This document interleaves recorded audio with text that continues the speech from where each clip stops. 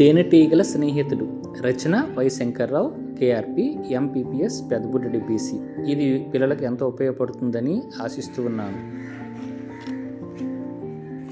వేణుకి తేనెటీగలంటే చాలా భయం.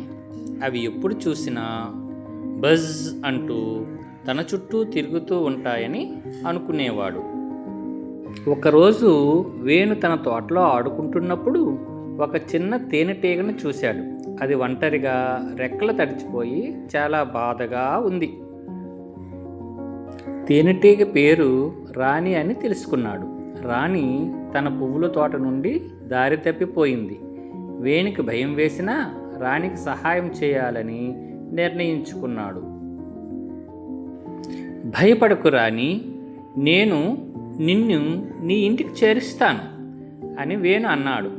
రాణి సంతోషంగా బజ్ అని వేణు చెవిలో అంది.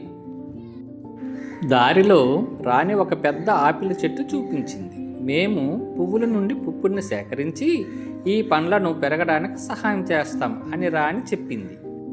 తరువాత రాణి ఒక అందమైన పువ్వుల పొలాన్ని చూపించింది. మేము ఈ పువ్వుల నుండి పుప్పొడి సేకరించి వాటిని మరింత అందంగా ఆరోగ్యంగా ఉండేలా చేస్తాము అని రాణి వివరించింది. రాణి వేణుని తన తేనె గూడు దగ్గరకు తీసుకువెళ్ళింది. అక్కడ చాలా తేనెటీగలు బిజీగా పనిచేస్తున్నాయి. మేము కష్టపడి తేనె తయారు చేస్తాము అని రాణి గర్వంగా చెప్పింది. వేణుకి అప్పుడు తేనెటీగలంటే భయం పోయింది. అవి ఎంత ముఖ్యమైనవో, ఎంత మంచి స్నేహితులో అతనికి అర్థమైంది. రాణి తన ఇంటికి తిరిగి వెళ్ళిపోయింది. వేణు తన తోటలో ఆడుకుంటున్నప్పుడు తేనెటీగలు తన చుట్టూ తిరిగినా భయపడలేదు. ఇప్పుడు వేణుకి తేనెటీగలంటే కేవలం బజ్ చేసే కీటకాలు కాదు, భూమికి సహాయం చేసే స్నేహితులు అని తెలుసుకున్నాడు.